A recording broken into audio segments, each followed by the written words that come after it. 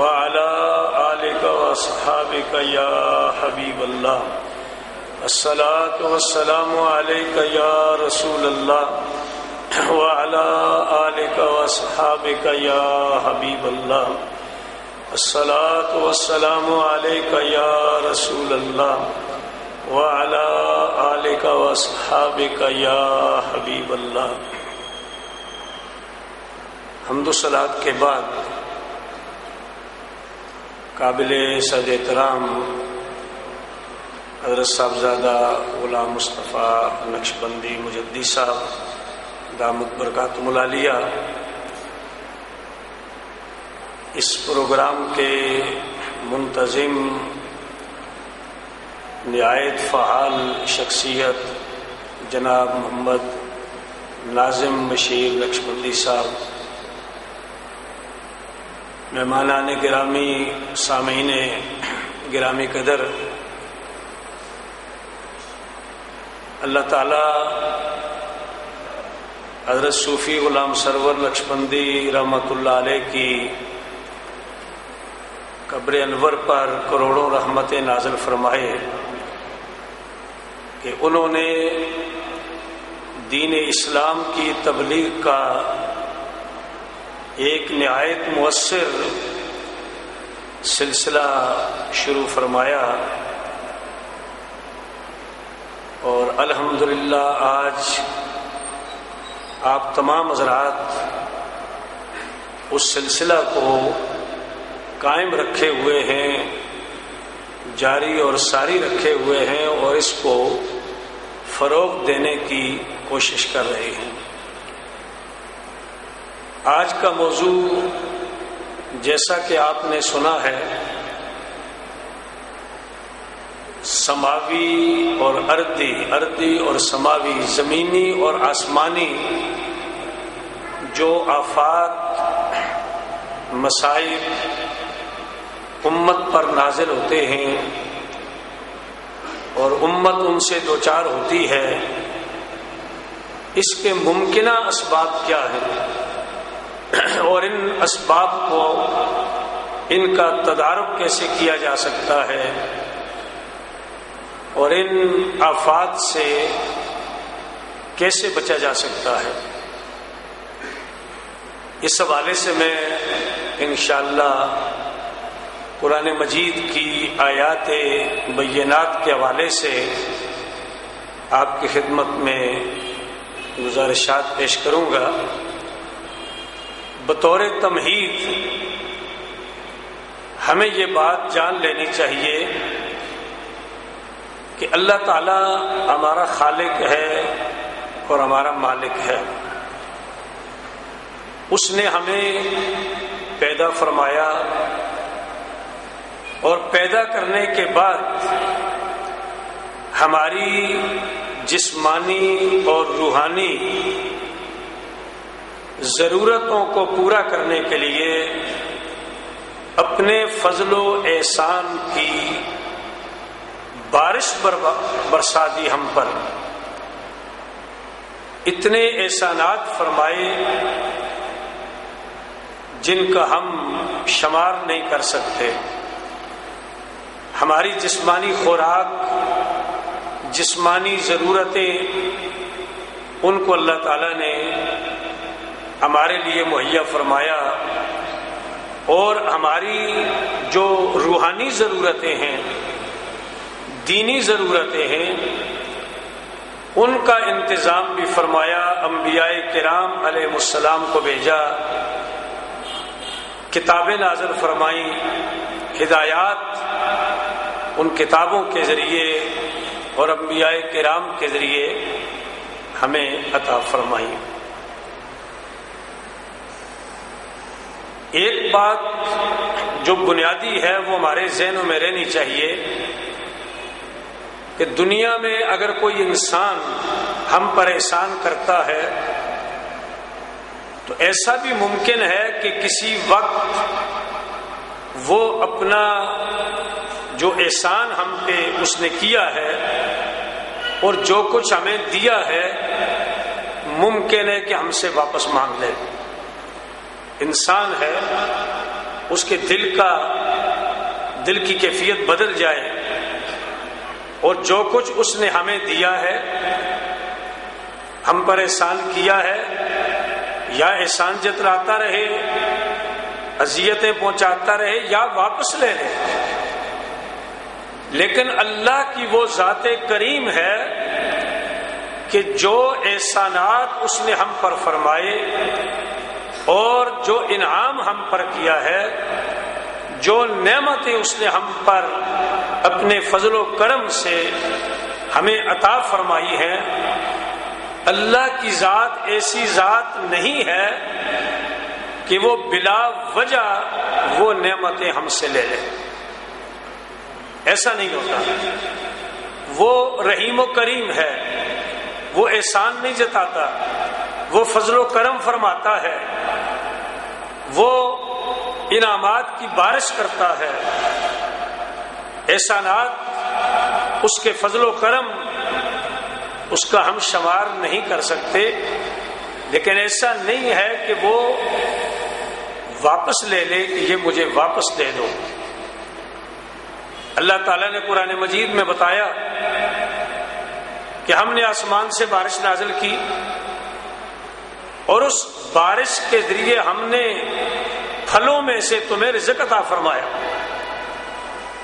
یعنی بارش جو ہمارے لیے ایک اللہ کا بہت بڑا انعام ہے، وہ اللہ تعالیٰ نازل فرماتا ہے، اس کے ذریعے پھر ہمیں رزق عطا فرماتا ہے، زمین سے غلے کی صورت میں، درختوں سے پھلوں کی صورت میں۔ اسی طرح زمین کے اندر اللہ تعالیٰ نے بہت ساری ہمارے لیے نعمتیں رکھی ہیں، معدنیات ہیں، سونا ہے، چاندی ہے، نمک ہے، بہت ساری چیزیں ہیں، لیکن ہم یہ دیکھتے ہیں کہ یہی بارش جو ہمارے لیے ہمارے رزق کا باعث ہے اور اللہ نے اسے ہمارے رزق کا ذریعہ قرار دیا ہے، وہی بارش جب آتی ہے اسی رزق کو بہا کر کے لے جاتی ہے۔ جس طرح ہمارے سامنے موجودہ صورتحال ہم دیکھ رہے ہیں، جس بارش نے زمین سے ہمیں غلہ دیا اسی بارش نے غلے کو بہا دیا، زمینوں میں کھڑی فصلیں ختم کر دی، جو ذخیرہ کیا ہوا تھا اس کو بہا کر کے لے گیا، مکانات اور ساز و سامان۔ تو اب سوچنے کی بات یہ ہے کہ وہ بارش جس کو ہم باران رحمت کا نام دیتے ہیں، خود خالق کائنات یہ فرماتا ہے کہ یہ بارش تمہارے رزق کا سبب ہے، اس کے ذریعے ہم نے پھلوں میں سے تمہارے لیے رزق نکالا۔ درختوں کا پھل ہو، گندم کا یہ بھی پھل ہوتا ہے، مکئی ہو یہ اس کا بھی پھل ہوتا ہے، یہ رزق نکالا، لیکن وہی ہمارے لیے سبب بن گیا رزق کے ضیاع کا، رزق کے جانے کا، رزق کے خاتمے کا، رزق کے نقصان کا۔ یہ زمین جو ہمارے لیے فرش کا کام دیتی ہے، اللہ تعالیٰ نے زمین کو ایسا بنایا، اعتدال پر رکھا۔ اگر یہ زمین بہت سخت ہوتی، اس کے اوپر ہمارا لیٹنا مشکل ہو جاتا، اگر یہ زمین بہت نرم ہوتی اس پر ہمارے لیے چلنا مشکل ہو جاتا، پاؤں دھس جاتے زمین میں۔ اس انداز کی زمین پیدا کی کہ جس سے انسان کو فائدہ پہنچ رہا ہے، لیکن یہی زمین، اسی زمین سے پھر زلزلہ آتا ہے۔ جس زمین نے ہمارے مکانات کو سہارا دیا ہوتا ہے، جس زمین نے ہمیں سہارا دیا ہوتا ہے، اگر ہم کسی وجہ سے ٹھوکر کھا کر زمین پر گر بھی جائیں تو زمین سنبھال لیتی ہے۔ جس طرح ماں اپنے بچے کو اپنی باہوں میں لے لیتی ہے اور اس کو نقصان پہنچنے سے بچاتی ہے، ہم زمین پر گرتے ہیں تو زمین اپنی باہوں میں لے کر ہمیں شدید تکلیف سے بچا لیتی ہے۔ چھوٹی موٹی چوٹ آ جاتی ہے لیکن یہی زمین جب اس کے اندر جوش پیدا ہوتا ہے، جب یہ غصے میں آتی ہے، تو پھر ہمارے وہ مکانات وہ بھی تباہ ہو جاتے ہیں، انسان مر جاتے ہیں، وہی زمین ان کو پھر سہارا نہیں دیتی۔ آسمان جو ہم پر بارش برساتا ہے، بارش کا ایک سبب ہے، ذریعہ ہے۔ آسمان جو ایک ہمارے لیے چھت ہے، بہت فائدے ہمیں آسمان سے، اس میں سورج ہے جو ہمیں روشنی دیتا ہے، جو ہمیں دھوپ دیتا ہے، چاند جس کی روشنی سے ہم نفع حاصل کرتے ہیں، ستارے ہیں روشنی سے نفع حاصل کرتے ہیں، وہی آسمان پھر ایسا وقت بھی آتا ہے کہ اسی آسمان سے عذاب نازل ہوتا ہے،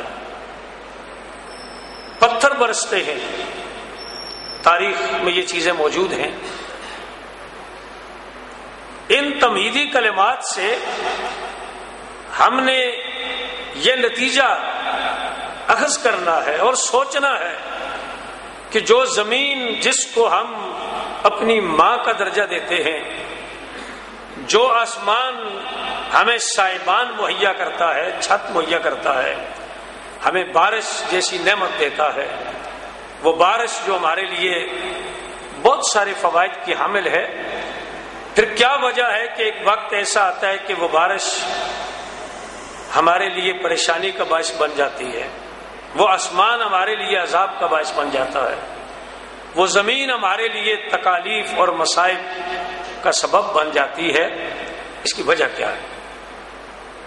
بنیادی طور پر تو یہ عذاب کے ذریعے نہیں ہے، یہ تو رحمت کے ذرائع ہیں، یہ تو رحمت کے اسباب ہیں، اور جس نے ان کو رحمت بنایا وہ ذات ظالم نہیں ہے، وہ ذات رحمان ہے، وہ ذات رحیم ہے، وہ کریم ہے۔ اب کیا وجہ ہے؟ وہ کریم بھی ہے اور یہ چیزیں ہمارے لیے رحمت کا سبب بھی ہے، تو پھر یہ نظام الٹ کیوں ہو جاتا ہے؟ پھر یہ مصائب اور آفات کا سبب کیوں بن جاتا ہے؟ قرآن سے پوچھتے ہیں۔ ہمارے لیے سب سے بڑا جو ذخیرہ ہے ہدایت کا وہ تو قرآن مجید ہے۔ قرآن مجید میں اللہ تعالیٰ نے فرمایا، سورہ روم سورت کا نمبر 30 ہے اور آیت کا نمبر 41 ہے۔ اللہ تعالیٰ نے فرمایا، ظہر الفساد فی البر والبحر بما کسبت ایدی الناس۔ یہ جو خشکی میں اور سمندر میں، سمندر سے طوفان آ جاتا ہے، خشکی یہ جو ہماری زمین ہے اس میں سیلاب آ جاتا ہے، زلزلہ آ جاتا ہے، یہ فساد ہے۔ یہ جو فساد بپا ہوتا ہے خشکی کے اندر اور سمندر کے اندر، اس کا سبب کیا ہے؟ بما کسبت ایدی الناس۔ یہ با ہماری عربی گرامر کے اعتبار سے اس کو با سببیت کا کہتے ہیں۔ بما کسبت ایدی الناس، اس کا سبب لوگوں کے اعمال ہے، یا اس کو با مقابلے کا کہیں، بدلہ۔ بدلہ آپ کہتے ہیں کہ اشتریت القلم بدرہم، کہ میں نے قلم خریدا ایک درہم کے بدلے میں، تو با بدلے کے لیے آتی ہے، تو مطلب کیا ہوا؟ بما کسبت ایدی الناس۔ یہ جو زمین خشکی کے اندر یا سمندر کے اندر یہ جو فساد بپا ہوتا ہے، یہ بدلہ ہے لوگوں کے بدعمالیوں کا۔ اس کا سبب لوگوں کی بدعمالیاں ہیں اگر بات سببیت کا ہو، یا یہ بدلہ ہے ان کی بدعمالیوں کا۔ چھوٹے چھوٹے گناہوں پر تو اللہ تعالیٰ نہیں پکڑتا، وہ تو دن رات ہم کرتے رہتے ہیں۔ پتہ چلتا ہے کہ یہ جو بما کسبت ایدی الناس ہے، یہ جو کسب ہے گناہ کا، یہ کوئی بہت بڑا گناہ ہے، بہت بڑا جرم ہے، جس کی وجہ سے پھر زمین کے اندر، خشکی کے اندر یا سمندر کے اندر فساد بپا ہو جاتا ہے۔ میں اس پر زیادہ تفصیل میں نہیں جاتا، اتنا ہمارے پاس وقت نہیں ہے۔ ایک تو یہ آیت ہمارے سامنے ہے، سورہ روم سورت کا نمبر 30 آیت کا نمبر 41 ہے۔ دوسری آیت سورہ رات جو سورت کا نمبر 13 ہے، اور آیت کا نمبر 11 ہے۔ ان اللہ لا یغیر ما بقوم حتی یغیروا ما بانفسہم۔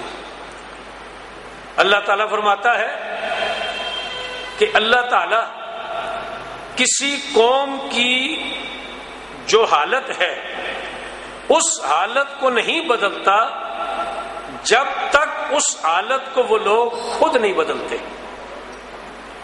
بہت مشہور آیت ہے، اور اس کے اوپر ہمارے ہاں علامہ اقبال کا یہ شعر پڑھا جاتا ہے کہ خدا نے آج تک اس قوم کی حالت نہیں بدلی، نہ ہو جس کو خود خیال اپنی حالت کے بدلنے کا۔ ہمارے یہاں اس کا عام طور پر مفہوم یہ لیا جاتا ہے کہ اپنی جو خراب حالت ہے اس کو جب تک کوئی قوم اپنی اچھی حالت میں نہیں بدلنا چاہتی، اللہ تعالیٰ اس کو نہیں بدلتا۔ ہم اس کا عام طور پر یہ مفہوم لیا جاتا ہے۔ بعض جو ہمارے علماء ہیں انہوں نے اس کا ترجمہ اس انداز میں نہیں کیا۔ انہوں نے یہ کہا کہ اللہ تعالیٰ جو نعمت عطا کرتا ہے وہ نعمت بندے سے نہیں واپس لیتا جب تک بندہ خود ایسا کام نہ کرے جس کی وجہ سے وہ اس نعمت سے محروم ہو جائے۔ یعنی اس کے متبادل معنی ہو گیا کہ تبدیلی سے مراد یہ ہے کہ اللہ نے جو نعمت دی ہے اس نعمت کو اللہ تعالیٰ زحمت میں نہیں بدلتا۔ مکان بنا ہوا تھا، اس کے اندر غلے کا ڈھیر لگا ہوا تھا، بستر تھے خوبصورت قیمتی، اس میں سامان رکھا ہوا تھا، اس میں تمام ساز و سامان تھا۔ سیلاب آیا، وہ مکان بھی چلا گیا، وہ غلہ بھی چلا گیا، وہ قیمتی بستر بھی چلے گئے، قیمتی سامان بھی چلا گیا، جو کچھ بھی تھا وہ سب کچھ چلا گیا۔ یہ جو نعمتیں موجود تھیں یہ نعمتیں چلی گئیں۔ اللہ فرماتا ہے کہ میں ایسا نہیں کرتا کہ دے کر تم سے واپس لے لوں۔ کیا یہ تصور اللہ کے بارے میں کوئی کر سکتا ہے کہ اس نے ہمیں غلہ دیا، ساز و سامان دیا، مکان دیا، اولاد دی، اور پھر اس نے کہا چلو سیلاب کے جو اڑا دو سب کچھ؟ نہیں، جب تک بندے کے خود اپنے عمل جو ہیں اعمال ایسے نہیں ہوتے کہ جن کی وجہ سے اللہ کی وہ رحمت زحمت میں بدل جائے، اللہ تعالیٰ ایسا نہیں کرتا۔ اس آیت سے بھی یہ پتہ چلا کہ اللہ تعالیٰ کی جو نعمت ہمیں ملتی ہے جب تک اس نعمت کو خود ہم اپنی ناشکریوں کی وجہ سے، اللہ کی نافرمانی کی وجہ سے، گناہوں کی وجہ سے اس سے ہم محروم اپنے آپ کو جب تک نہیں کرتے اللہ ہمیں محروم نہیں کرتا۔ ابن کثیر کے اندر تفسیر ابن کثیر میں، جس کو شیخ الازہر نے اپنی تفسیر میں نقل کیا، دونوں باتیں نقل کی ہیں۔ ابن کثیر نے دونوں باتیں کہی ہیں۔ وہ کہتے ہیں کہ اگر اچھی حالت کو بری حالت میں انسان خود بدلتا ہے تو پھر اللہ تعالی کی طرف سے وہ بدل دی جاتی ہے، وہ اچھی حالت بری حالت میں چلی جاتی ہے۔ اور بری حالت کو انسان اچھی حالت میں جب خود بدلنا چاہتا ہے تو پھر اللہ تعالیٰ اس کی بری حالت کو اچھی حالت میں بدل دیتا ہے۔ حضرت عمیر بن عبد الملک کہتے ہیں، وہ فرماتے ہیں خطبنا علی ابن ابی طالب رضی اللہ تعالیٰ عنہ علی منبر الکوفہ۔ وہ فرماتے ہیں کہ حضرت علی المرتضیٰ رضی اللہ تعالیٰ عنہ نے کوفے کے منبر پر ہمیں خطبہ دیا۔ فقال كنت اذا سكت عن رسول الله صلی اللہ علیہ وسلم ابتدأني واذا سألت عن الخبر انبأني۔ فرماتے ہیں کہ جب میں خاموش رہتا تھا، حضور سے کچھ پوچھتا نہیں تھا، تو حضور علیہ السلام خود مجھے بتا دیتے تھے، اور جب میں کوئی بات معلوم کرنا چاہتا تو حضور مجھے بتا دیتے۔ وَأَنَّهُ حَدَّثَنِي عن ربی عز وجل۔ حضور علیہ السلام نے اپنے رب سے ایک قول نقل کیا، حدیث قدسی۔ اللہ تعالیٰ نے فرمایا، اللہ کیا فرماتا ہے؟ قال رب وعزتی وجلالی وارتفاعی فوق عرشی۔ مجھے اپنی عزت کی قسم ہے، مجھے اپنے جلال کی قسم ہے، اور عرش پر میرے موجود اور برتر ہونے کی قسم ہے۔ ایک مثال دی جاتی ہے، ورنہ اللہ تعالیٰ کسی چیز پر بیٹھنے سے پاک ہے، لیکن عرش کی مثال کہ اللہ عرش پر ہے یعنی بلند ہے. وہ ارتفاعی فوق عرشی ما من اہل قریۃ، اللہ فرما رہا ہے. تفسیر ابن کثیر، اللہ فرماتا ہے کہ نہیں کوئی بستی والے، ولا آل بیت، نہ کوئی گھر والے، کوئی پوری بستی یا کوئی ایک خاندان، ایک گھرانہ، کانو علامہ کرے تو من معصیتی، اگر وہ کسی ایسے کام پر ہوتے ہیں جو گناہ کا کام ہے اور میں اسے ناپسند کرتا ہوں. یعنی اگر کوئی بستی گناہ کر رہی ہوتی ہے، اگر کوئی خاندان اور گرانے والے گناہ کر رہے ہوتے ہیں جس کو میں ناپسند کرتا ہوں، ثم تحولوا عنا الی ما احببت من طاعتی، پھر وہ اس گناہ سے جس کو میں ناپسند کرتا ہوں اس سے وہ پھر جاتے ہیں اس چیز کی طرف جس کو میں پسند کرتا ہوں. اور کس کو پسند کرتا ہوں؟ من طاعتی، اپنی فرمانبرداری کو. الا تحولت لهم ما یکرہون من عذابی الی ما یحبون من رحمتی، جب وہ یہ عمل کرتے ہیں تو پھر میں ایک عمل کرتا ہوں کہ میں ان کو پھیر دیتا ہوں اس چیز سے جس کو وہ ناپسند کرتے ہیں، یعنی میرا عذاب، اس سے میں ان کو ادھر پھیر دیتا ہوں جس کو وہ پسند کرتے ہیں، اور وہ میری رحمت. یہ خلاصہ روایت کا یہ ہے کہ حضور علیہ السلام نے فرمایا کہ اگر کوئی قوم گناہ کر رہی ہوتی ہے جس کو اللہ ناپسند کرتا ہے، اور پھر وہ لوگ اس گناہوں سے اپنے آپ کو باز رکھتے ہیں اور یہ چاہتے ہیں کہ وہ اللہ کے عذاب سے بچ جائیں اور اللہ کی رحمت کو حاصل کریں، تو اس لیے وہ اللہ کی نافرمانی سے اپنے آپ کو اللہ کی اطاعت کی طرف، جب وہ اطاعت کی طرف لے جاتے ہیں، یعنی وہ گناہوں کو ترک کر کے اطاعت کو اختیار کرتے ہیں، تو میں عذاب کو ترک کر کے رحمت عطا کر دیتا ہوں. لیکن اب دو کام ہو گئے، ایک کام ہمارا ہو گیا، ایک رب کا ہو گیا. ہم نے تو کہا سارے کام رب ہی کرے، اپنی اطاعت بھی وہ خود ہی کرے اور رحمت بھی ہمیں عطا فرما دے، ہمیں کچھ بھی نہ کرنا پڑے. اللہ فرماتا ہے جب وہ گناہ کرتے ہیں تو گناہوں کی سزا عذاب ہے، اور اطاعت کریں تو اس کی جزا رحمت ہے. تو جب ایک کوئی قوم تہیہ کر لیتی ہے، یہ تقریر کے آخری حصے کو گویا کہ میں نے اس کے حوالے سے حدیث بیان کر دی ہے.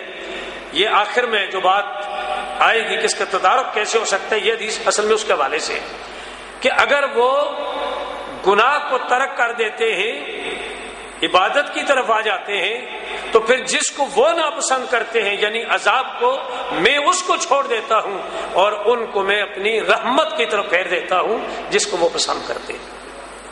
ایک تو اس آیت کے حوالے سے یہ بیان کیا، یہ جو ذکر کیا ہے شیخ الازہر مرحوم نے، جن کا 2 مہینے پہلے انتقال ہو گیا، انہوں نے اپنے تفسیر میں انہوں نے اسی آیت کے تحت کہ ان اللہ لا یغیر ما بقوم اس کو نقل کیا. اسی جگہ انہوں نے دوسری حدیث نقل کی. ابن ابی حاتم کہتے ہیں اوحی اللہ الی نبی من انبیاء بنی اسرائیل، اللہ تعالیٰ نے بنی اسرائیل کے جو انبیاء کرام تھے اللہ تعالیٰ کے بھیجے ہوئے، ان میں سے ایک نبی کی طرف اللہ نے وحی فرمائی اور فرمایا ان کل، اے نبی، کل قوم کا، اپنی قوم سے فرما دیجئے، انہ لیس من اہل قریۃ ولا اہل بیت یکونون علی طاعت اللہ، کہ اگر کوئی بستی والے اور کوئی گھر والے اللہ کی اطاعت کر رہے ہوں، اللہ کی فرمانبرداری کر رہے ہوں، فیتحولون منہا الی معصیت اللہ، اور پھر وہ خود اللہ کی اطاعت سے اللہ کی نافرمانی کی طرف پھر جائیں، تو پھر کیا ہوتا ہے؟ الا تحول اللہ لہم مما یحبون الی ما یکرہون، تو اللہ پھر ان کو ادھر پھیر دیتا ہے جس چیز کو وہ پسند کرتے ہیں، اس سے ادھر پھیر دیتا ہے جس کو ناپسند کرتے ہیں. اب یہ پہلی روایت کے مقابلے میں یہ آگے، پہلے یہ تھا کہ وہ گناہوں سے توبہ کر لیتے ہیں اور اپنے آپ کو گناہوں سے پھیر دیتے ہیں، تو اللہ عذاب سے ان کو رحمت کی طرف پھیر دیتا ہے.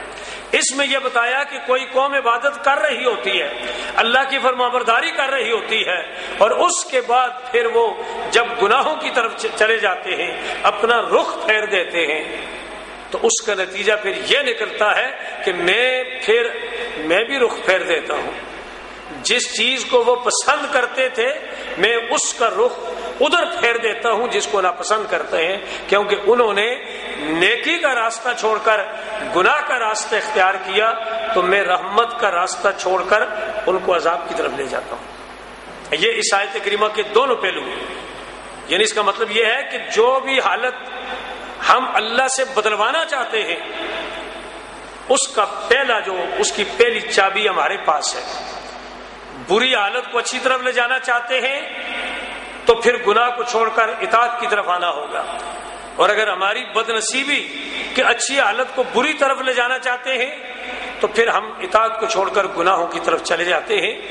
اس آیت کریمہ سے بھی یہ بات ہمیں معلوم ہوئی اور ہمیں بتائی گئی کہ یہ جو انسان کے اوپر یہ جو اس کے حالات بدلتے ہیں، اچھے حالات برے ہو جاتے ہیں، اس کی جو رزق کی فراوانی ہے قحط سالی میں بدل جاتی ہے، اس کی جو خوشی ہے تکلیف میں بدل جاتی ہے، تو اس کا بنیادی سبب یہ ہوتا ہے کہ وہ انسان خود اپنے رب کی عذاب کو دعوت دیتا ہے گناہوں کے ذریعے۔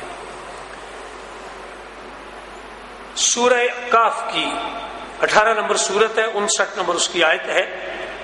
اللہ تعالیٰ فرماتا ہے وَتِلْكَ الْقُرَىٰ أَهْلَكْنَاهُمْ لَمَّا ظَلَمُوا، یہ جو بستیاں ہیں جن بستیوں کو ہم نے ہلاک کیا، شعیب علیہ السلام کی قوم، ہود علیہ السلام کی قوم، صالح علیہ السلام کی قوم، لوط علیہ السلام کی قوم، نوح علیہ السلام کی قوم، یہ بستیاں أَهْلَكْنَاهُمْ جن کو ہم نے ہلاک کیا، ہم نے ان کو ہلاک کیا۔ کب ہلاک کیا؟ لما ظلموا، جب انہوں نے ظلم کیا۔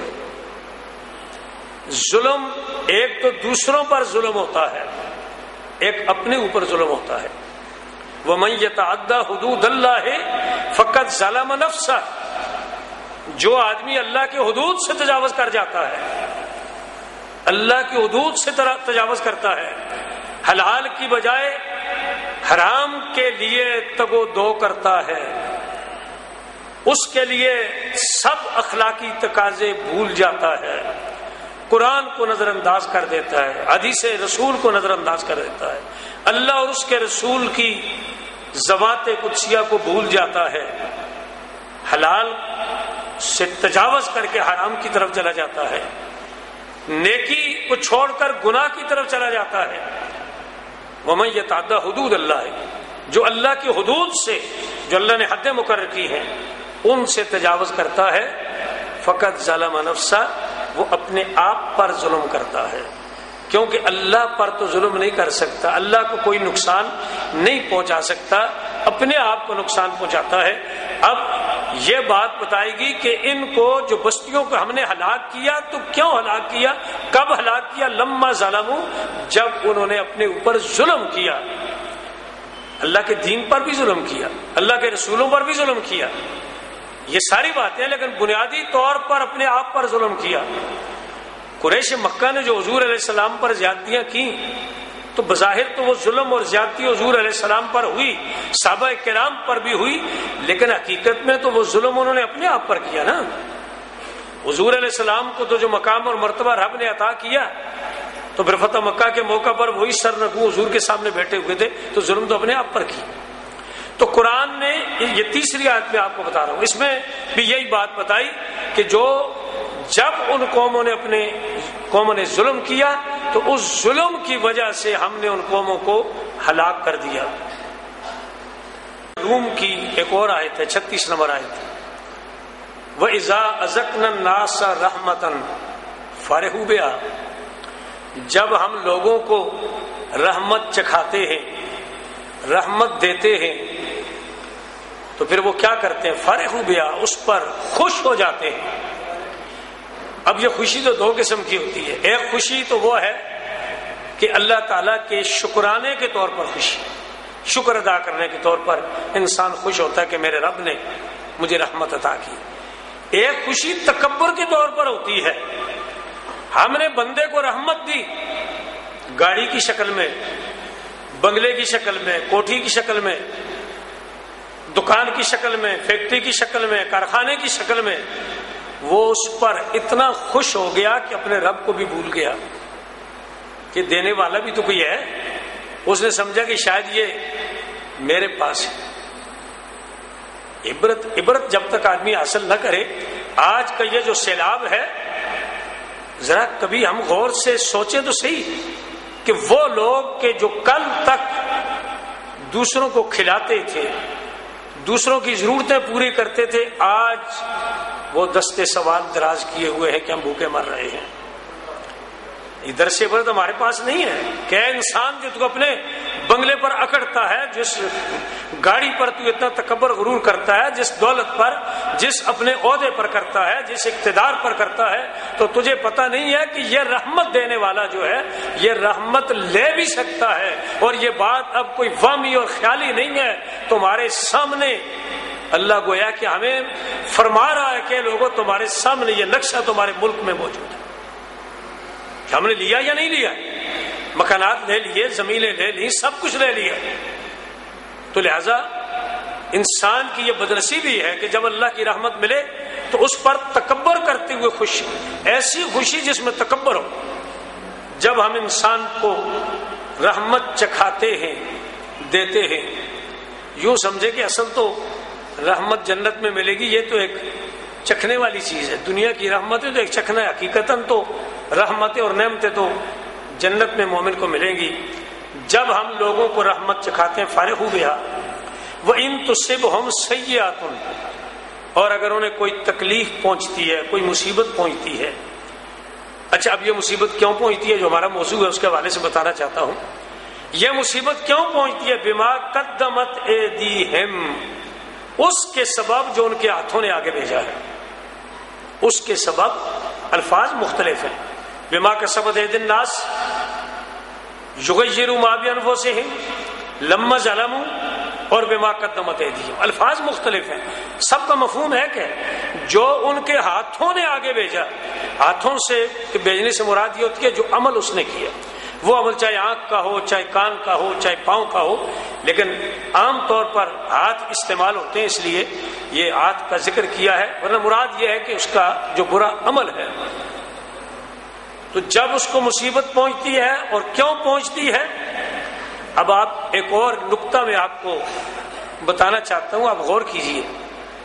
اللہ تعالیٰ نے فرمایا وَإِذَا أَذَقْنَا النَّاسَ رَحْمَةً، جب ہم انسان کو رحمت چکھاتے ہیں. یہاں یہ نہیں بتایا کہ رحمت کیوں دیتے ہیں، کہ وہ نمازیں پڑھتا ہے، وہ روزے رکھتا ہے، وہ زکوٰۃ دیتا ہے، وہ حج کرتا ہے، وہ جہاد کرتا ہے، ہم اس کو رحمت چکھاتے ہیں. آیت میں نہیں ہے، کچھ بھی نہیں. یعنی رحمت چکھانے کا جو سبب ہے وہ سبب رب نے نہیں ذکر کیا، بلکہ وہ سبب تو خود لفظ رحمت میں آ گیا. یہ بتا دیا کہ جو کچھ تمہیں ملتا ہے وہ ہماری رحمت ہوتی ہے. تمہاری نمازوں کی بنیاد پر ہم تمہیں نہیں دیتے. اگر صرف نمازوں کی وجہ سے دیں تو پھر بے نماز بھوکا مر جائے. اس کا یہ مطلب نہ سمجھ لینا کہ پھر جب اللہ ویسے بھی دیتے تو نماز پڑھنے کی کیا ضرورت ہے. یہ ہمارے ذہنوں میں نہیں آنا چاہیے. الحمدللہ آپ سب پڑھے لکھے حضرات ہیں. مقصد کہنے کا یہ ہے کہ اللہ تعالیٰ یہ نہیں دیکھتا کہ یہ نماز پڑھے تو میں اس کو رزق دوں، روزہ رکھے تو میں اس کو رزق دوں، یہ زکوٰۃ دے تو میں اس کو رزق دوں، حج کرے تو رزق دوں، جہاد کرے تو رزق دوں. اس کے بغیر بھی دیتا ہے. اللہ نے رحمت کا ذکر کیا تو سبب نہیں بیان کیا، اور جب سیاح کا ذکر کیا کہ تمہیں مصیبت پہنچتی ہے تو اس کا سبب ذکر کر دیا بما قدمت ایدیہم، ان کے ہاتھوں نے جو آگے بھیجا. رحمت کا ذکر کیا تو وجہ نہیں بتائی، تکلیف کا ذکر کیا تو سبب بتا دیا. معلوم یہ ہوا کہ یہ اللہ کا کرم ہے کہ اللہ نے اپنی رحمت کے لیے ہم سے کچھ نہیں مانگا کہ تم مجھے نماز دو میں تمہیں روٹی دیتا ہوں، تم مجھے روزہ دو میں تمہیں پانی دیتا ہوں، تم مجھے تلاوت قرآن دو میں تمہیں ہوا دیتا ہوں. نہیں، کچھ بھی نہیں، کچھ نہیں مانگتا. مفت میں دیتا ہوں، فری دیتا ہوں. لیکن مفت میں تمہیں ایک چیز ملے، صبح و شام میری نعمت استعمال کرو، اور پھر تم گناہوں کے اندر مبتلا ہو جاؤ، اور گناہ بھی اجتماعی طور پر پورا معاشرہ اس کے اندر مبتلا ہو جائے۔ آپ کہیں گے جی کہ پورا معاشرہ کیسے مبتلا ہو گیا؟ کچھ اس میں مبتلا ہوتے ہیں، ان گناہوں کا ارتکاب کرتے ہیں، کچھ اس پر خاموشی اختیار کرتے ہیں۔ ہمیں کیا ہے، ہر ایک نے اپنی قبر میں جانا ہے، جو کر رہا ہے اسے کرنے دیں۔ یہ بھی گناہ ہے، یہ بھی گویا کہ اس عمل کے اندر اجتماعی عمل میں شامل ہو گیا، اس گناہ کے اندر۔ تو یہ جب گناہ کرتے ہیں اس کے سبب سے مصیبت پہنچتی ہے، تکلیف پہنچتی ہے، تو اللہ کی رحمت جو ہے وہ کچھ بھی نہیں مانگتی ہم سے۔ لیکن جب انسان اللہ کی رحمتیں استعمال کر کے اللہ کے فضل و کرم اس پر اتنا ہوتا ہے، اس کے باوجود جب وہ اللہ تعالیٰ کی رحمت سے مذاق اڑاتا ہے اس کا اور اس کا شکر ادا نہیں کرتا، گناہوں پر اتر آتا ہے، تو پھر کیا ہوتا ہے؟ بما قدمت ایدیہم، ان کے گناہوں کی وجہ سے ایسا ہوتا ہے۔ سورہ المدثر، یہ 74 نمبر سورت ہے، 29 پارے کی، اس کی 38 نمبر آیت ہے۔ کل نفس بما کسبت رہینۃ، رہینہ گروی آپ جانتے ہیں، مکان گروی رکھا جاتا ہے، اس کو رہن کہتے ہیں، گروی مکان زمین گروی رکھی جاتی ہے۔ اللہ تعالیٰ فرماتا ہے ہر نفس گروی ہے، کس کے سبب سے؟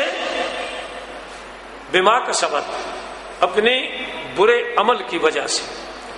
جو چیز گروی ہوتی ہے، میں ذرا مسئلہ بھی بتا دوں، عام طور پر لوگ پوچھتے ہیں جی کہ یہ گروی رکھنا جائز ہے ناجائز ہے؟ گروی رکھنا جائز ہے، لیکن گروی کا مطلب کیا ہوتا ہے؟ گروی کا مطلب یہ ہوتا ہے کہ مثلا میں نے کسی سے قرض لیا، اس نے کہا جی مجھے نہیں معلوم آپ مجھے واپس دیں گے یا نہیں دیں گے، تو آپ میرے پاس کوئی چیز گروی رکھیں، مکان رکھیں، زمین رکھیں، کوئی چیز میرے پاس گروی رکھیں، اب وہ گروی رکھ دی، اب اس کا مطلب یہ ہے کہ اس کو قبضہ دے دیا، وہ گویا کہ قید ہو گئی۔ میری زمین تھی، میرا مکان تھا، وہ دوسرے آدمی کے پاس قید ہو گیا، جب میں قرض واپس کروں گا وہ مجھے دے گا۔ وہ آدمی اس سے نفع نہیں اٹھا سکتا، جو آج کل ہو رہا ہے، وہ اسے نفع نہیں اٹھا سکتا، صرف ایک قبضہ ہے اس کا کہ اگر یہ قرض نہ دے تو میں اس کو بیچ کر اپنے پیسے تو وصول کر لوں۔ اس زمین سے خود مالک فائدہ اٹھائے گا، قبضہ اس کا ہوگا، مکان سے مالک فائدہ اٹھائے گا، نگرانی قبضہ اس کا ہوگا۔ البتہ اگر کوئی آدمی سمجھتا ہے کہ ضرورت ہے، اور اس کے لیے ایک راستہ یہ نکالا گیا، علماء کرام نے نکالا کہ اس کا کوئی آپ واجبی سا کرایہ رکھ لیں۔ جو مکان میرا میں نے کسی کو گروی دیا، وہ اگر اس میں رہائش رکھنا چاہتا ہے تو اس کا مجھے ماہانہ کرایہ دیتا رہے۔ اگر اس کا کرایہ 5000 روپیہ بنتا ہے، وہ مجھے 100 روپیہ ہم آپس میں طے کر لیتے ہیں، مطلب کم از کم اس کے جواز کی ایک شکل تو بنے۔ چونکہ وقت مختصر ہے، میں مسئلہ میں نے آپ کی خدمت میں عرض کر دیا۔ کل نفس بما کسبت رہینۃ، ہر نفس اپنے برے عمل کے اندر گروی ہے، بند ہے، سزا اس کو ملے گی کس کی وجہ سے؟ بما کسبت، جو اس نے برا عمل کمایا ہے، اس برے عمل کی سزا اسے ملے گی، اس کے اندر وہ مرہون ہے، رہن رکھا ہوا ہے، گروی رکھا ہوا ہے۔ ان آیات سے غالباً کو 5-6 آیات میں نے آپ کی خدمت میں پیش کی، ان آیات سے یہ بات بالکل واضح ہو گئی کہ اللہ تعالیٰ کی طرف سے یہ جو اتنا بڑا عذاب آتا ہے، چھوٹی موٹی مشکلات، تکلیفیں، آزمائش بھی ہوتی ہیں، نیک لوگوں پر آتی ہیں، ان کے درجات بلند کرنے کا سبب بنتی ہیں، لیکن اس طرح جب اجتماعی طور پر یہ باتیں ہوتی ہیں تو اس کا سبب گناہ ہوتے ہیں۔ ہم اگر آگے چلنے سے پہلے اپنے ملک کا اندازہ لگا لیں تو میرے خیال میں جتنی قوموں کا قرآن مجید میں ذکر ہوا ہے، ان کی سزاؤں کا، عذاب کا، ان کے گناہوں سے کہیں زیادہ ہمارے گناہ ہیں۔ وہ کسی ایک ایک جرم میں تھے، البتہ جو ان کا نبی کا انکار تھا وہ تو سب سے بڑا تھا، لیکن اس کے بعد جو اعمال ہیں اس حوالے سے اس ملک میں کرپشن ہے. ماہ رمضان کے اندر جس طرح درندگی سیالکوٹ کے واقعے میں آپ کے سامنے آئی، ماہ رمضان میں جس طرح ہمارے ہاں روزے کی اور رمضان کی بے حرمتی ہوتی ہے، یہ بھی آپ کے سامنے ہے. یعنی رمضان کا مہینہ بھی ہو، عزت اور حرمت والا مہینہ، اور اس مہینے میں ایک آزمائش بھی آئی ہوئی ہو، اتنی بڑی آزمائش، اس کے باوجود قوم ٹس سے مس نہ ہو. ٹس سے مس ہونے کا یہ مطلب نہیں کہ وہ ان سیلاب زدگان کی مدد نہ کرے، وہ تو الحمدللہ قابل گویا کہ تحسین ہے وہ لوگ جو امداد کر رہے ہیں. ٹس سے مس ہونے کا مطلب یہ ہے کہ اللہ کی نافرمانی کو ترک نہ کریں، اللہ کی نافرمانی کو نہ چھوڑیں. یہ ٹس سے مس نہ ہونے کا مطلب ہے. رمضان کا مہینہ بھی ہو جو عبادتوں کا مہینہ ہے، پھر اتنا بڑا سیلاب بھی آیا ہوا ہو، اس کے باوجود گناہوں کا معاملہ اسی طرح ہو، اجتماعی طور پر، انفرادی طور پر، جس کی مثالیں نہیں پیش کی جا سکتی، وقت کی بھی اتنی گنجائش نہیں ہے. تو مقصد یہ ہے کہ اس سے ہم عبرت بھی حاصل نہ کریں تو پھر اس کا نتیجہ کیا ہوگا. ان گناہوں سے ان کی جو سزا ہمیں ملتی ہے، ایک تو آیات میں اللہ تعالیٰ نے بتایا، دوسری مثالیں ہمارے سامنے موجود ہیں. میں سب قوموں کی مثالیں آپ کو نہیں دے سکتا. قوم عاد کی مثال میں آپ کو دینا چاہتا ہوں. قوم عاد اپنے نبی کی نافرمانی کرتے تھے، ان کو بتایا کہ اللہ کا عذاب آنے والا ہے، بچو. مذاق کرتے تھے، اگر اللہ کا عذاب آنا ہے تو اب لے آئیں نا، جلدی کریں، اگر کوئی عذاب ہے تو آپ جلدی کریں. تو پھر اللہ کا عذاب آیا، بادل آئے.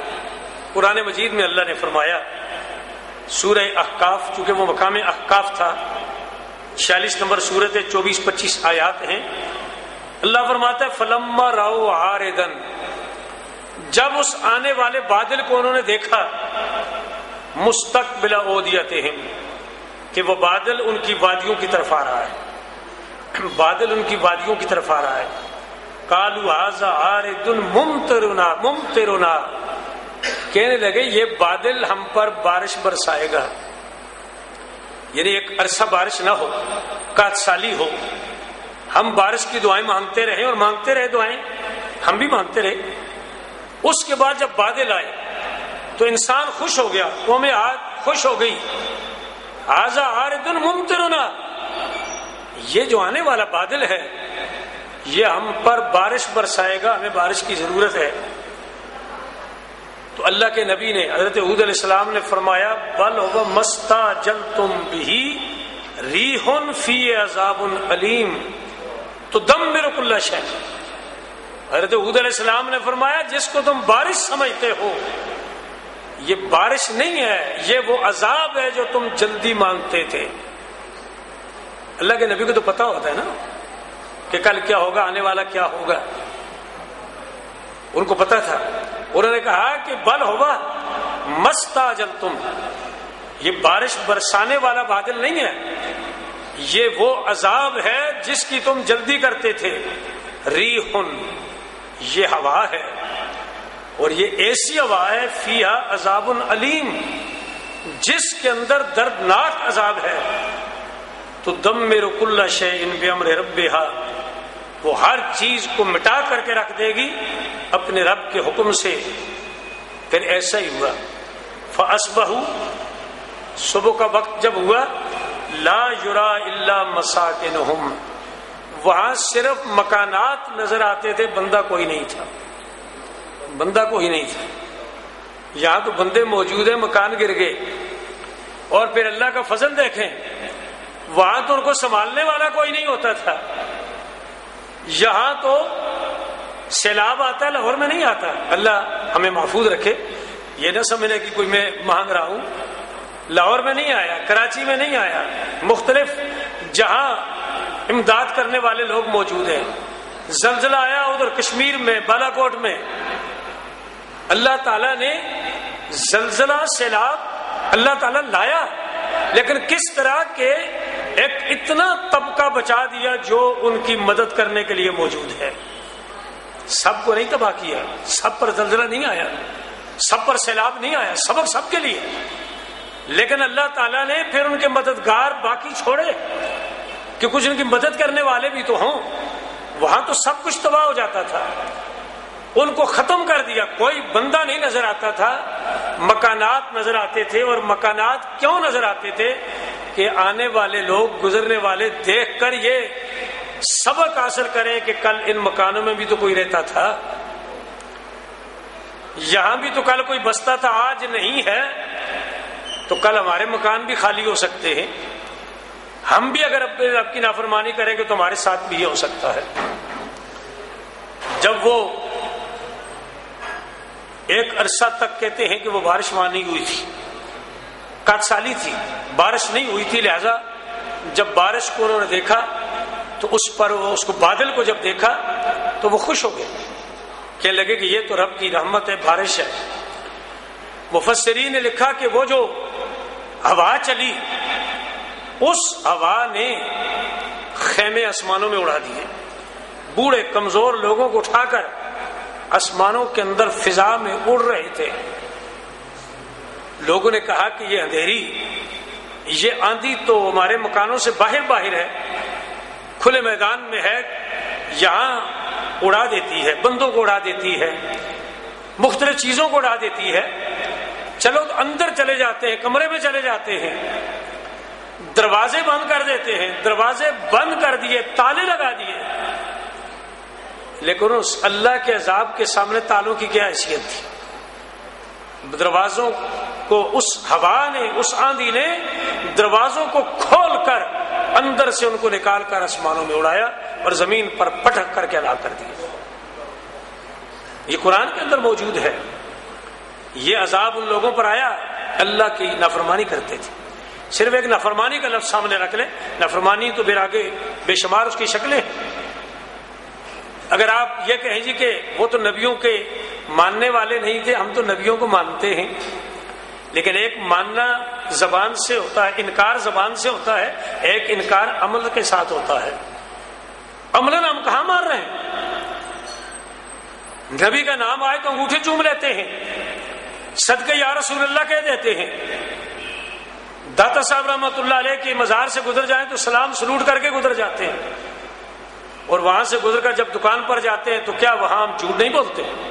سودا جھوٹی قسمیں کھا کر نہیں، وہاں سے اپنے دفتر میں جائیں تو رشوت نہیں لیتے، سود نہیں کھاتے، تو پھر کس وہاں سے کہتے کہ ہم نے داتا صاحب کو مانا؟ ہم نے اپنے رسول سے محبت کی، اپنے رسول کے نام پر انگوٹھے چومے، یا رسول اللہ، صدقے یا رسول اللہ کہا۔ وہ مانتے نہیں تھے، زبان سے انکار کرتے تھے، ہم عمل سے انکار کرتے۔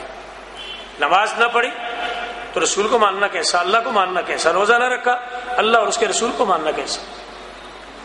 یہودی کا بیٹا کھاتا ہے سرے بازار، یہودی اپنے بیٹے کو مارتا ہے کہ کھانا ہے تو گھر میں جا کر کے کھاؤ، ہمارا روزہ نہیں، مسلمانوں کا روزہ تو ہے، مسلمانوں کے اس مہینے کا احترام تو کرو۔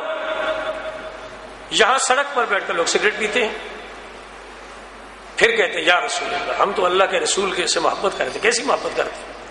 تو اس لیے ان لوگوں کو سزا ملی نافرمانیوں کی وجہ سے، تو نافرمانیوں کی وجہ سے یہ سزا ملتی ہے، لیکن اللہ کا فضل ہے اجتماعی طور پر انشاءاللہ قیامت تک حضور کے صدقے میں یہ امت محفوظ رہے گی۔ یہ حضور علیہ السلام کا صدقہ ہے، ہمارا کوئی کمال اس میں نہیں ہے کہ ہم اس میں اپنا کمال سمجھیں۔ تمام لوگوں کو ختم کر دیا، وہاں میں اڑا کر پٹک دیا۔ اسی طرح یہ تو حضرت ہود علیہ السلام کا مسئلہ تھا، اس میں حدیث ایک پیش کر دوں۔ ام المومنین حضرت عائشہ صدیقہ رضی اللہ تعالی عنہ فرماتی ہیں، میں نے حضور علیہ السلام کو کبھی کھل کر یا کھل کر ہنستے ہوئے نہیں دیکھا، یعنی جس طرح ہم اتنا ہنستے ہیں کہ سارا منہ کھل جاتا ہے، میں نے حضور علیہ السلام کو نہیں دیکھا، حتیٰ کہ آپ کا اندر یہ جو تالو ہے وہ نظر آئے۔ انما کان یتبسم، حضور علیہ السلام تبسم فرماتے تھے، مسکراہٹ فرماتے تھے۔ فرماتی ہے کہ کانا اذا را غیمن اور ریحن، سوچئے قوم عاد کے عذاب سے اللہ کا معصوم نبی اس کو سامنے رکھ کر خوف کرتا ہے، ہم نہیں کرتے. جو معصوم ہے وہ کر رہا ہے، جو گناہگار ہے وہ نہیں کرتے. وہ فرماتی ہیں کہ جب بادل آتے تھے یا ہوا چلتی تھی اور فضال کے فی وجہ، حضور اسلام کے چہرہ انور سے پتہ چل جاتا تھا حضور پریشان ہے. مسکراہٹ نہیں ہوتی تھی، پریشان ہوتے تھے. قلت یا رسول اللہ، میں نے عرض کیا یا رسول اللہ ان الناس اذا رأوا الغیم فرحوا رجاء ان یکون فی المطر. لوگ تو جب بادل کو دیکھتے ہیں تو خوش ہوتے ہیں، انہیں امید ہوتی ہے کہ اس میں بارش ہوگی ہمارے لیے، تو اس لیے خوش ہوتے ہیں کہ بادل آگے ہیں، بارش ہو جائے گی. وَإِذَا رَأَيْتَهُ عُرِفَ فِي وَجْهِكَ الْكَرَاهِيَّةُ، جب آپ دیکھتے ہیں تو آپ کے چہرہ انور پر ناگواری کے، پریشانی کے آثار نظر آتے ہیں. فقال یا عائشہ، حضور اسلام نے فرمایا اے عائشہ، مجھے اس بات کا ڈر ہے اور میں اس بات سے بے خوف نہیں ہوں کہ کہیں اس بادل اور ہوا میں عذاب نہ ہو. یعنی میں اس لیے پریشان ہوتا ہوں کہ کہیں یہ بادل یا ہوا عذاب لے کر نہ آئی ہو. قد عذب قوم بالریح، کہ ایک قوم نے اس کو عذاب ہوا کے ذریعے ہوا. قد رأى القوم، اس قوم نے جب بادل دیکھا انہوں نے کہا ھذا عارض ممطرنا، جس طرح آیت میں نے آپ کو سنائی تھی کہ انہوں نے کہا کہ یہ تو ایک بادل ہے جس سے بارش ہوگی. تو حضور اسلام نے فرمایا اس قوم نے یہ کہا تھا لیکن وہ عذاب بن کر آیا. مجھے بھی یہ ڈر ہے، حضور کو اپنی ذات کا نہیں امت کے اوپر کے لیے خوف ہوتا تھا کہ یہ بادل اور یہ ہوا کہیں اللہ کا عذاب بن کر نہ آئے. ہمیں تو زیادہ ڈرنا چاہیے. تفصیل بہت طویل ہو سکتی ہے، بہت ساری اس میں باتیں احادیث آیات بیان کی جا سکتی ہیں. اصل جو نقشہ ہے وہ ہمارے سامنے آ گیا کہ جب یہ عذاب آتا ہے، اور خاص طور پر جو عذاب اس طرح اجتماعی طور پر آتا ہے وہ ہمارے گناہوں کی وجہ سے آتا ہے. اس سے بچنے کے لیے ضروری یہ ہے کہ ہم اللہ کی بارگاہ میں توبہ کریں. حضرت عبداللہ ابن عباس رضی اللہ عنہ فرماتے ہیں کہ ایک مجلس میں مختلف اوقات میں نہیں، ایک مجلس میں جب حضور علیہ السلام استغفار کرتے تھے تو میں شمار کرتا تھا کہ 100 مرتبہ استغفار فرماتے تھے. ایک مجلس میں 100 مرتبہ استغفار حضور صلی اللہ علیہ وسلم کرتے تھے، باوجود اس کے کہ آپ معصوم تھے. تو آپ فرماتے تھے رب اغفر لی وتب علی انک انت التواب الغفور. رب اغفر لی، یا اللہ مجھے بخش دے اور میری توبہ قبول فرما، تو بہت توبہ قبول کرنے والا، بہت بخشنے والا ہے. لہذا اب اس کا جو علاج ہے، اس سے بچنے کا جو طریقہ ہے، 2 باتیں ہمارے سامنے ہیں. ایک تو ہم بدعمالیوں کو ترک کر دیں، اللہ رسول کی نافرمانیوں کو ترک کر دیں، جو جس برے عمل میں مبتلا ہے وہ اس کو ترک کر دے. دوسرا اپنے گناہوں کی رب سے معافی بھی مانگے، توبہ بھی کریں. اور خاص طور پر لیلۃ القدر جو رات ہمارے پاس آ گئی ہے، بالکل قریب ہے، اس میں تو دروازے کھلے ہیں رحمت کے، توبہ کی قبولیت کے دروازے کھلے ہیں. تو اس لیے آج کی رات ہم اجتماعی، یعنی لوگوں کی اجتماعی فوائد کے لیے اور مشکلات سے محفوظ رہنے کے لیے ہم سب کو دعا مانگنی چاہیے، گڑگڑانا چاہیے اپنے رب کے سامنے. وہ وقت دور نہیں ہے. میرا ایمان ہے کہ اگر ہم اپنے اعمال کو درست کر لیں اور اللہ کے حضور ہم توبہ کر لیں تو انشاءاللہ تعالی یہ سارا جو عذاب کی شکل کہہ لیں، آزمائش کی شکل کہہ لیں، دور ہو سکتا ہے. آپ نے یہ واقعہ پڑھا ہوگا اسی سیلاب کے دنوں کے اندر، اسی علاقے میں جو مظفر گڑھ، اس علاقے میں یہ نوائے وقت میں خبر چھپی تھی، شاید توجہ کسی کی نہ ہوئی ہو تو میں بتا دیتا ہوں. پانی آیا، سیلاب کا پانی آ رہا تھا، اس گاؤں کے لوگ قرآن لے کر چلے گئے، قرآن کا واسطہ دے دیا پانی کو. نوائے وقت کی خبر ہے، پانی نے راستہ بدل دیا. قرآن کا واسطہ دیا، پانی نے راستہ بدل دیا. ہمیں بھی قرآن کو سامنے رکھنا چاہیے. اللہ کے حضور ہم گڑگڑائیں تو اللہ تعالیٰ ضرور اس کا رخ موڑ سکتا ہے. پانی بند کر سکتا ہے، سب کچھ ہو سکتا ہے۔ جب عذاب آیا تو آسمان سے بارش اور نیچے سے پانی ابلنے لگا، طوفان نوح، اور جب عذاب ختم ہونے کا وقت آیا تو پتہ نہیں پانی کہاں گیا۔ تو جب اللہ ہم پر راضی ہو جائے گا تو پھر پتہ ہی نہیں چلے گا یہ پانی کہاں جائے گا، پھر سب کچھ مل جائے گا۔ اللہ تعالی ہمیں یہ توفیق دے کہ ہم اس کی عبادت، اس کی فرما برداری کو اپنی زندگی کا شعار بنائیں، اور اللہ تعالی ہمیں اس عذاب سے ہمارے بھائیوں کو نجات دے، ہم سب کو بھی اللہ تعالی ہر پریشانی سے محفوظ رکھے۔ وصلی اللہ تعالی علی خیر خلقہ سیدنا مولانا محمد وآلہ وصحبہ اجمعین برحمتک یا ارحم آمین۔ الحمدللہ رب العالمین والعاقبۃ للمتقین، الصلاۃ والسلام علی رسولہ محمد وآلہ وصحبہ اجمعین۔ ربنا تقبل منا انک انت السمیع العلیم وتب علینا انک انت التواب الرحیم۔ الہ العالمین، اس مبارک مجلس میں جو خطاب ہوا ہے، جو اس سے پہلے جتنا بھی پروگرام دوپہر کے وقت، اس کے بعد جو قرآن خوانی یا جو بھی نعت خوانی کا سلسلہ ہوا ہے، یا اللہ سب کو اپنی بارگاہ عالیہ میں شرف قبولیت عطا فرما۔ تمام انبیاء کرام علیہ السلام اور سرکار دو عالم نور مجسم صلی اللہ علیہ وسلم کی ارواح مقدسہ کو ثواب عطا فرما۔ حضور علیہ السلام کے طفیل تمام صحابہ کرام علیہ بیت اطہار رضوان اللہ تعالی علیہ مجمعین کی ارواح مقدسہ کو ثواب عطا فرما۔ ان نیک لوگوں کے صدقے میں تمام شہداء کرام، تمام ائمہ دین، تمام اولیاء کرام، بالخصوص حضور غوث اعظم شیخ عبد القادر جیلانی، مخدوم الاولیاء حضرت داتا گنج بخش رحمۃ اللہ علیہ مجمعین کی ارواح کو ثواب عطا فرما۔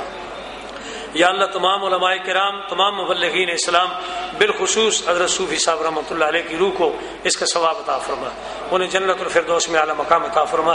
یا اللہ اس مبارک مجلس کے صدقے میں تمام فوت شدہ مسلمانوں کی مغفرت فرما، تمام بیماروں کو شفا عطا فرما، تمام پریشان حالوں کی پریشانیاں دور فرما، سیلاب زدہ مسلمانوں کی یا اللہ اپنے فضل و کرم سے خود مدد فرما، ان کو اس مصیبت سے یا اللہ نجات عطا فرما۔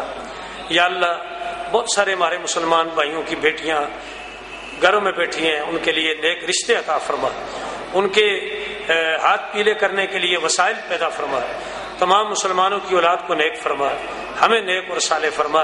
یہ جو سلسلہ درس و تدریس کا، تبلیغ کا اس مسجد میں شروع ہے، یا اللہ اس کو ہمیشہ کے لیے قائم فرما۔ صاحبزادگان جو اپنے والد ماجد کی نقش قدم پر اس سلسلے کو جاری کیے ہوئے ہیں، جناب ناظم صاحب، دیگر حضرات، کیونکہ بہت سارے حضرات ہیں میرے علم میں ہیں، سب کے نام لینا مشکل ہے، سب کو یا اللہ یہ سلسلہ جاری رکھنے کی ہمت عطا فرما، اور یہ جو ایک پودا لگا ہے اور تناور درخت کی شکل اختیار کر چکا ہے، یا اللہ اس سے ہمیشہ پھل آور فرما۔ وصلی اللہ تعالی علی خیر خلقہ سیدنا مولانا محمد وآلہ وصحبہ اجمعین برحمتک یا ارحم۔